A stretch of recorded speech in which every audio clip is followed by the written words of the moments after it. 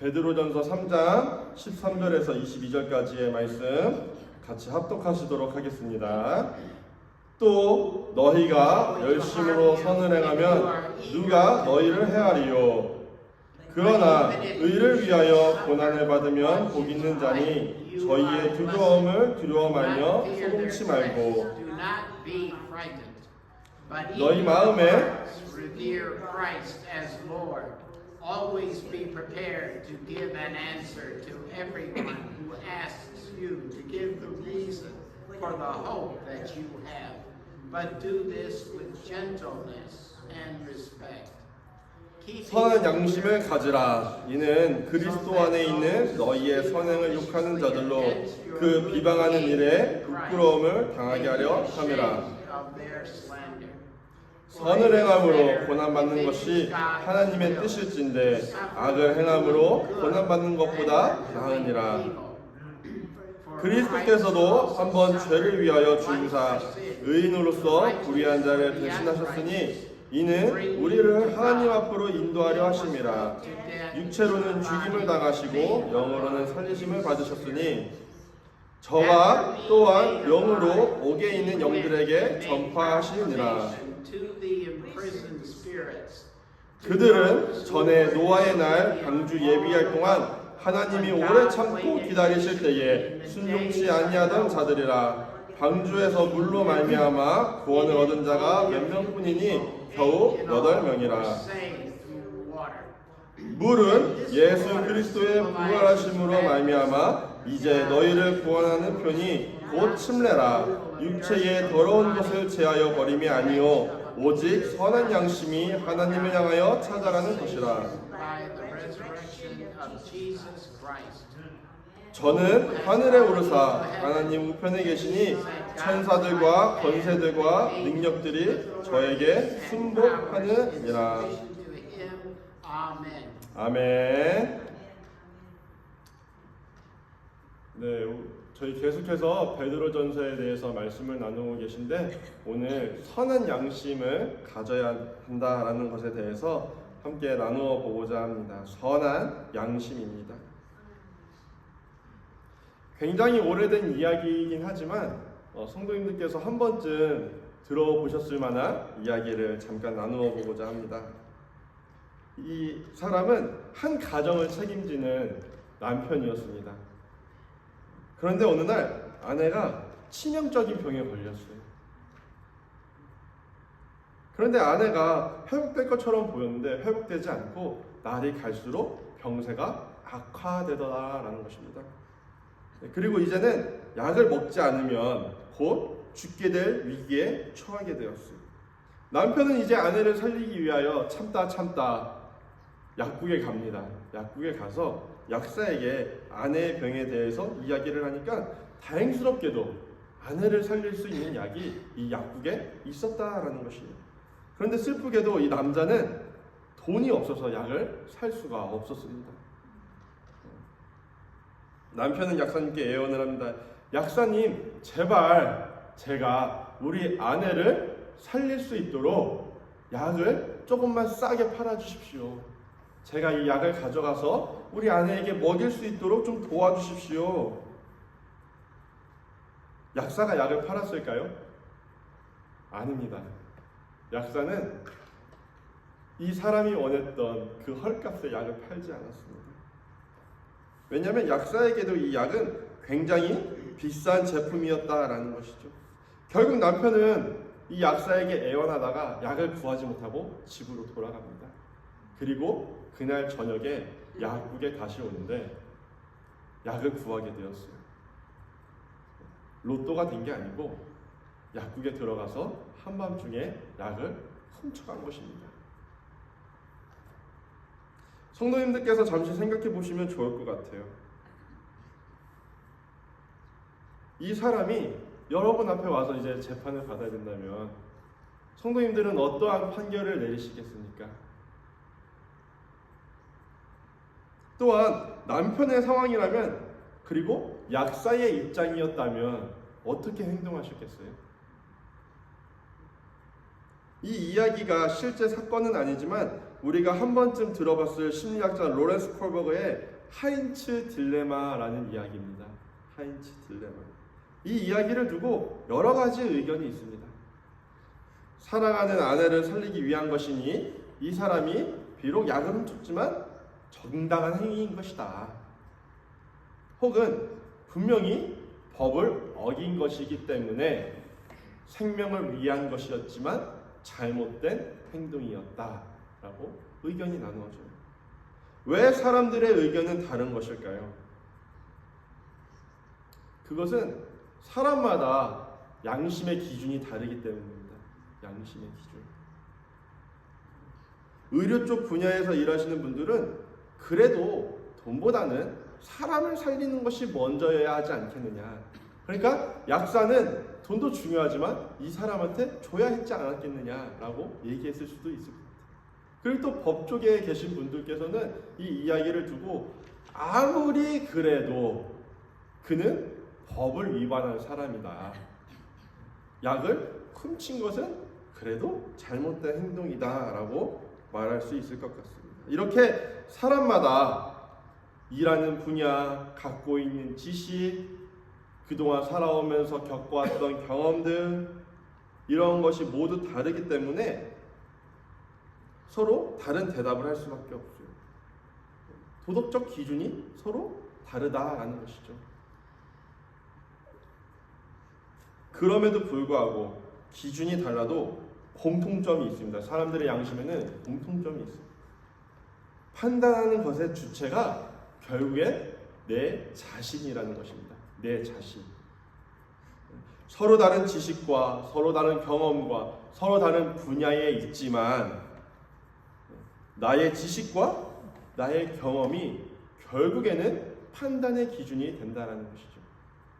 내가 주체가 되어서 내 생각이, 내 경험이 누군가의 행동을 보고 판단하는 기준이 되어야 하는 것입니다.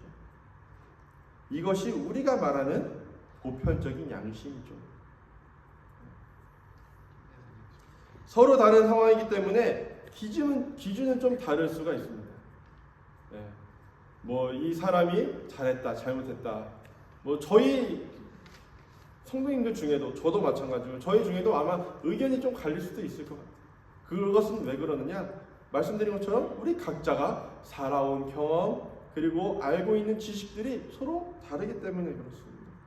서로 다른 상황이기 때문에 기준은 좀 다를 수 있지만 결론적으로 판단의 주체는 내 자신이 된다는 것입니다. 내 자신. 그러나 오늘 말씀드리고 싶은 것은 그리스도인이 갖고 있는 양심은 조금 다르다라는 것입니다. 보편적인 양심이 아니라는 것이죠.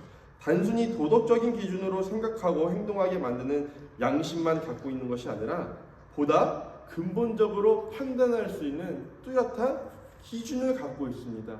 그것은 하나님의 말씀이에요. 그리스도인들이 갖고 있는 선한 양심의 기준은 하나님의 말씀이다라는 것입니다. 그리스도인들은 내 지식과 내 감정과 내 경험으로만 행동하는 것이 아니라 가장 먼저 하나님의 말씀을 기준으로 삼고 행해야 한다라는 것입니다. 판단의 주체가 내가 되는 것이 아니고 하나님이 되어야 할 줄 믿습니다. 그것이 보편적인 양심이 아니라 선한 양심이라는 것입니다.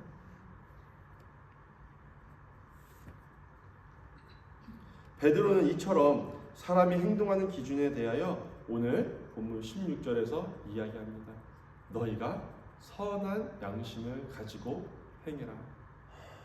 선한 양심을 가지고 행해라. 베드로는 고난을 당하고 있었던 이 당시 소아시아 지역의 그리스도인들에게 편지를 쓰면서 그들이 끝까지 예수님을 부인하지 않고 예수님을 믿고 예수님을 의지하면서 견디어내기를 소망했습니다. 끝까지 달려가서 선한 싸움을 마치고 의의 면류관을 받기를 간절히 기도하면서 이 베드로 전서를 작성하였다라는 것입니다. 왜냐하면 베드로는 너무 잘 알고 있었습니다. 그는 이미 두려워서, 이미 한번 겁을 먹어서 예수님을 부인한 경험을 가지고 있잖아요. 예수님이 죽으시던 날 밤, 예수님이 붙잡혀 가신 날 밤에 그는 닭 울기 전에 예수님을 3번 부인하였습니다. 예수님을 부인한 경험을 갖고 있었던 이 베드로가 너무나 잘 알고 있었다라는 것이죠. 그러니 그리스도인으로서 신앙을 지키기 위해 부딪혀야 했던 두려움이 무엇인지도 알았고, 동시에 그 두려움으로 인하여 예수님을 부인하게 된다면 어떠한 마음으로 살게 될지, 어떠한 짐을 지고 살아가야만 하는지 너무나 잘 알고 있었다라는 것입니다. 그래서 이 베드로전서를 작성하여 소아시아에 보낼 때 말씀드린 것처럼 그들이 너무나 힘들고 너무나 괴롭고 너무나 지쳐있는 상황이지만 끝까지 선한 싸움을 싸우고 승리하기를 원했다라는 것입니다. 그래서 베드로는 말하는 것입니다. 여러분들이 믿음을 지키기 위한 삶을 살다 보면 지속적인 고난과 핍박이 있지만 우리가 선한 양심을 갖고 행하면 마침내 승리하게 될 줄 믿습니다. 그러니 사랑하는 여러분, 끝까지 믿음을 붙들고 승리하십시오. 우리 엘리교회 성도 여러분, 우리가 살아가고 있는 지금 시대는 어쩌면 성경이 기록되어 있던 이 시대보다 더 어렵고 더 힘든 시대일 수도 있습니다. 더 악하고 더욱 괴로운 날들을 보내야 한다는 것이죠. 눈에 보여서 티가 나게 왕따시키는 것보다 은근히 따돌리는 게 더 상처가 되고 더 힘든 것입니다. 이 소아시아 시대에는 완전 대놓고 예수 믿는 사람들을 핍박했지만 지금은 그렇게까지는 하지 않는다는 것이죠. 예수 믿는다고 하면 면전에서 핍박하지는 않지만 그럼에도 불구하고 다 알고 있지만 눈치채지 못하게 은근히 그리스도인들을 압박하면서 고난의 시간들을 준다라는 것입니다. 이럴 때 우리가 붙잡아야 하는 것이 오늘 말씀드린 선한 양심인 줄 믿습니다. 선한 양심. 그들과 똑같이 행동하지 않고 반대로 그들을 사랑하며 그 시간들을 견디어낼 수 있도록 나를 변화시키고 지켜준다는 것입니다. 내가 주체가 되는 그런 일반적인 양심, 보편적인 양심으로는 감히 행할 수 없지만 하나님이 주체가 되는 선한 양심으로는 우리가 변하게 될 줄 믿습니다. 내가 기준이 되어 판단하게 만들었던 양심을 버리고 하나님이 기준이 되는, 하나님의 말씀이 기준이 되는 이 선한 양심을 가지면 우리의 삶도 이 변화된 양심에 맞추어 바뀌게 될 줄 믿습니다. 어떻게 바뀌게 되느냐? 첫 번째로 고난이 축복이 된다는 것을 믿게 됩니다. 이 땅에서 당하는 모든 고난이, 의를 위하여 당하는 모든 고난이 이후에 우리에게 축복으로 주어진다는 것입니다. 14절의 말씀을 쉬운 성경 버전으로 보면 이렇습니다. 때로는 옳은 일을 함으로 고난을 받을 때도 있을 것입니다. 하지만 하나님께서는 그러한 순간에 여러분에게 복을 주실 것입니다. 사람들이 두려워하는 것을 두려워하지 말며 겁내지 마십시오. 사람들의 반응이 두려움으로 나타나는 것은 당연한 것이었습니다. 말씀드린 것처럼 당시에 황제가 아니라 예수님을 믿는다고 했으면 고문을 당하고요, 심하면 목숨을 잃을 수도 있었습니다. 또한 동네에서는 왕따가 되어 외로울 뿐만이 아니라 장사를 해야 하는 사람들의 입장에서는 경제적으로 굉장한 어려움을 당해야만 했다라는 것입니다. 예수님을 믿음으로 말미암아 그들의 삶이 가시적으로 눈에 보여지는 것으로 부유해지지 않고 오히려 더욱 어려워지고 힘들어지는 것이었습니다. 그런데 어떻게 이러한 삶을 보면서 복된 삶이라고 고백할 수 있냐라는 것입니다. 누가 봐도 이것은 복된 삶이 아니죠. 힘들게 살고 싶어하는 사람이 누가 있겠습니까? 고난 받으면서 살아가고 싶어하는 사람이 누가 있을까요? 누가 봐도 이것은 복된 것이 아니고 행복한 삶이 아니고 어쩌면 평범한 삶보다도 못한 아주 어려운 삶이었을 것입니다. 그런데 베드로는 어떻게 너희가 당하는 고난이 복되도다라고 말씀을 전할 수 있느냐라는 것이죠. 그것은 단순한 고난이 아니라 의를 위하여 당하는 고난이었기 때문인 줄 믿습니다. 의를 위하여 당하는 고난은 우리의 선한 양심을 지키기 위한 고난이고, 선한 양심을 지켜내면 마침내 하나님께서 우리에게 복을 허락해 주실 줄 믿습니다. 마태복음 5장 10절부터 12절의 말씀을 보면 이렇게 기록합니다. 의를 위하여 핍박을 받은 자는 복이 있나니 천국이 저희 것임이라. 나를 인하여 너희를 욕하고 핍박하고 거짓으로 너희를 거스려 모든 악한 말을 할 때에는 너희에게 복이 있나니 기뻐하고 즐거워하라. 하늘에서 너희의 상이 큼이라. 너희 전에 있던 선지자들을 이같이 핍박하였느니라. 일반 양심을 갖고 있을 때는 이해하지 못하는 것입니다. 그래서 어떻게 고난받는 것이 복된 것입니까? 라고 의문이 생길 수 있어요. 상대가 몰라줘도 계속 희생하는 것이 왜 복된 것이냐라는 것입니다. 왜 그 사람으로 인하여 내 속이 이렇게 타들어가야만 하는 것이냐. 예수 그리스도를 모를 때에는 충분히 할 수 있는 말이죠. 왜 우리가 희생하면서 살아야 돼? 왜 우리가 섬기면서 살아야 돼? 왜 우리가 예수 믿는데 고난받으면서 살아야 돼? 진정한 예수 그리스도를 모를 때는 우리가 충분히 할 수 있는 말입니다. 그러나 예수 그리스도를 알게 되면, 선한 양심으로 변하게 되면 사도 바울과 같이 고백할 수 있다라는 것입니다. 내가 선한 싸움을 싸우고 나의 달려갈 길을 마치고 믿음을 지켰으니 이제 후로는 나를 위하여 의의 면류관이 예비되었으므로 주 곧 의로우신 재판장이 그날에 내게 주실 것이니 내게만 아니라 주의 나타나심을 사모하는 모든 자에게니라. 아멘. 오늘 선한 싸움을 싸우고 그리스도인으로서 달려갈 길을 열심히 달려가고 있는 우리 모두에게 하나님은 의의 면류관, 선한 상급을 허락해 주신다라는 것입니다. 우리가 의를 위하여 당하는 고난은 결코 고생과 괴로움으로 끝나지 않고 반드시 축복으로 끝나게 될 줄 믿습니다. 선한 양심으로 인하여 이 진리가 우리 가슴에 깊이 새겨지는 귀한 이 아침의 예배 시간이 되시길 주님의 이름으로 축복합니다. 두 번째로, 선한 양심을 갖게 되면 견디어낼 수 있는 삶으로 변하게 된다라는 것입니다. 견디어낼 수 있는 삶. 20절 말씀을 보시면 그들은 전에 노아의 날 방주 예비할 동안 하나님이 오래 참고 기다리실 때에 순종치 아니하던 자들이라. 방주에서 물로 말미암아 구원을 얻은 자가 몇 명뿐이니 겨우 8명이다 라고 기록합니다.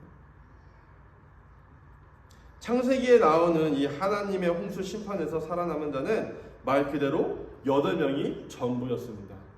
노아와 노아의 아내와 노아의 셋 아들 셈, 함, 야벳, 그리고 이 아들들의 아내, 그래서 총 8명의 사람만 이 방주를 통해 구원을 얻었다라는 것입니다.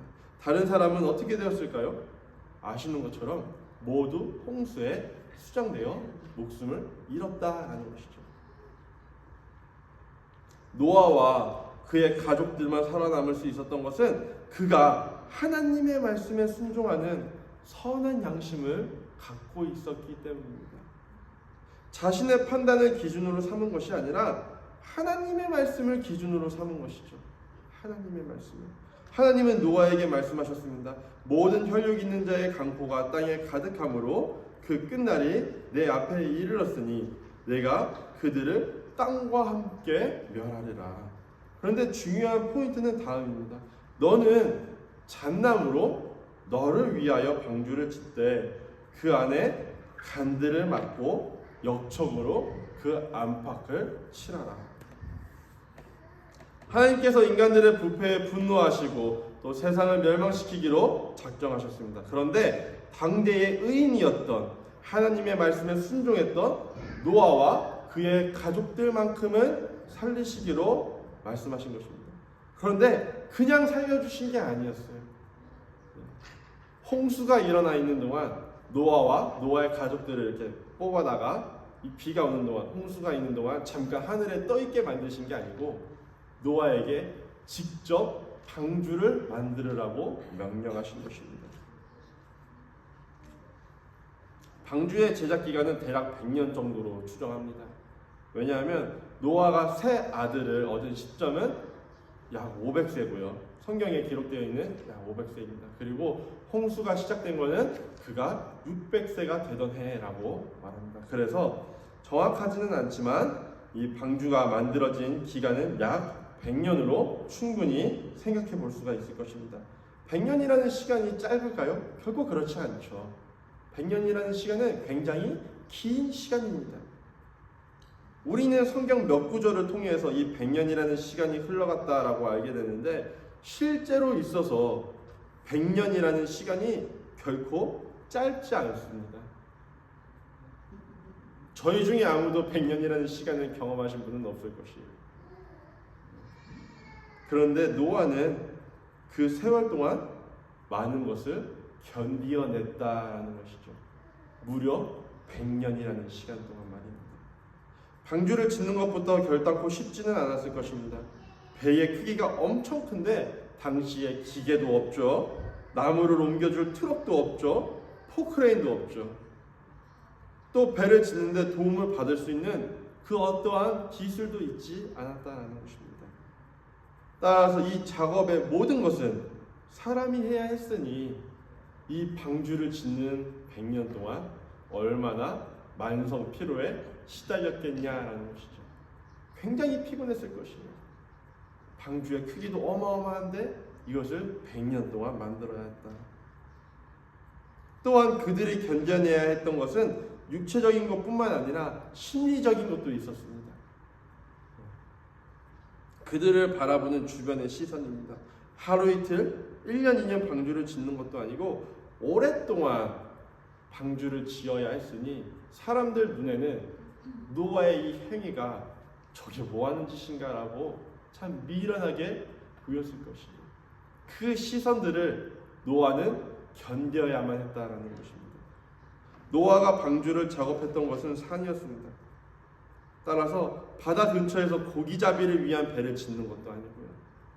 어떤 휴양을 위한 큰 배를 짓는 것도 아니었습니다. 그러니 사람들의 눈에는 그 들푸른 그 초원 위에 쓸데없이 배를 짓는 이것이 얼마나 한심한 짓으로 보였겠냐라는 것이죠.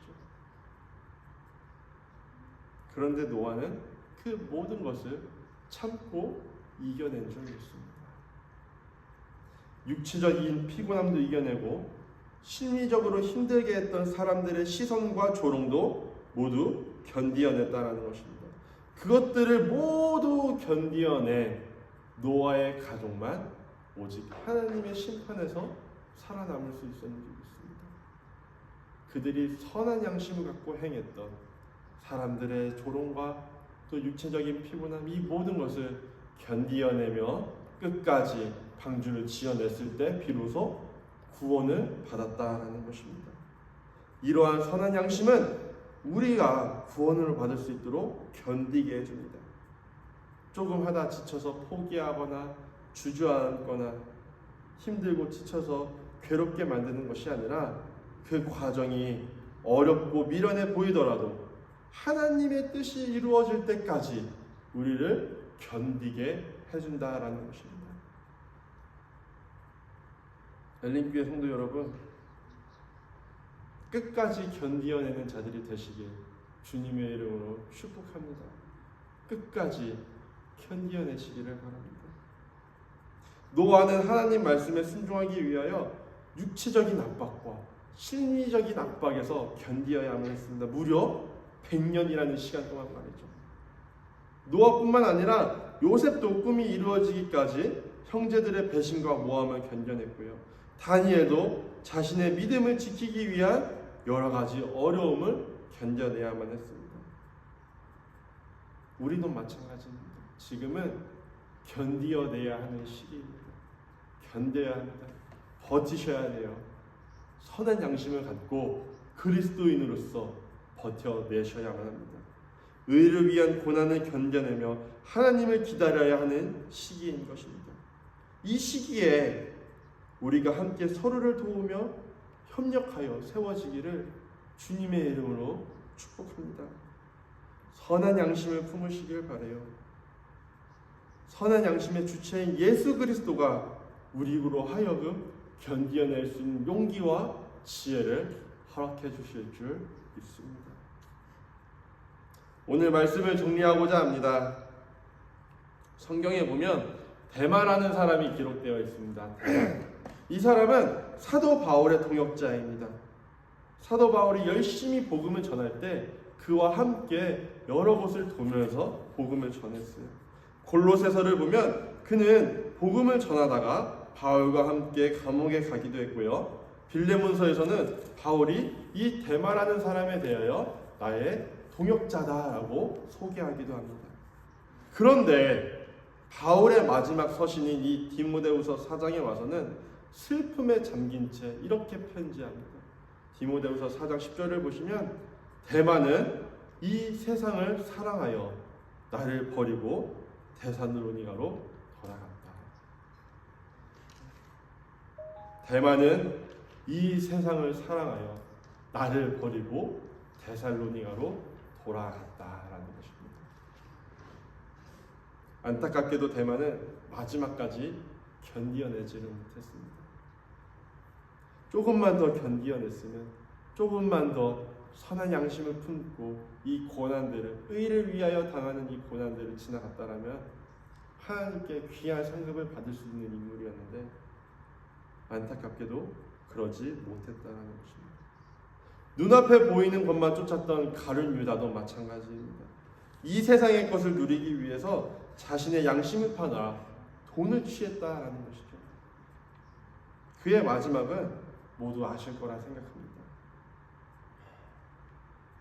저와 우리 성도님들은 마지막까지 견디고 마침내 승리하시기를 소망합니다.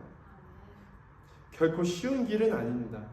그리스도인으로서 의를 당하는 이 고난을 지나가는 게 결코 쉬운 길은 아니지만, 그러나 우리가 포기하지 않고 이 길을 끝까지 가길 원합니다.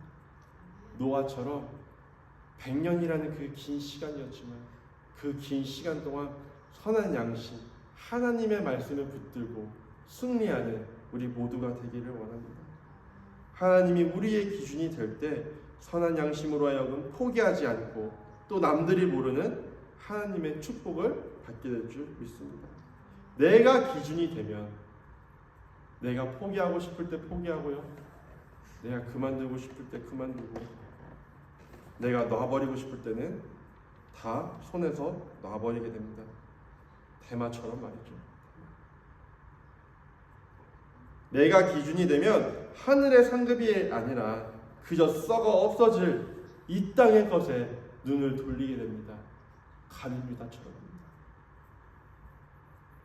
그러나 기준이 하나님으로 변하게 되면 고난이 와도 견딜 수가 있게 될 줄 믿습니다. 왜냐하면 믿음의 고난은 장차 우리가 받을 참된 복이기 때문인 줄 믿습니다. 우리의 기준으로 하나님을 판단했기 때문에 하나님이 보이지 않았던 적은 있지만, 우리의 기준을 변화시켜서 하나님을 보게 되면 그분은 계속해서 우리와 함께 하시고, 지금도 여전히 함께 하시고, 미래에도 우리가 견딜 수 있도록 동행해 주실 줄 믿습니다. 한 주간 두려워하지 마시고 머무시는 그 자리에서 견디어내시기를 원해요. 견디어내시기를 원합니다. 하나님은 언제나 우리 편이십니다. 태초부터 지금까지 한 번도 우리를 버리신 적이 없으세요. 기도하며 말씀 보며 찬양하며 하나님을 붙드시고 견디어내시길 바랍니다. 하나님이 우리의 선한 양심을 통하여 승전가를 부르시게 할 줄 믿습니다.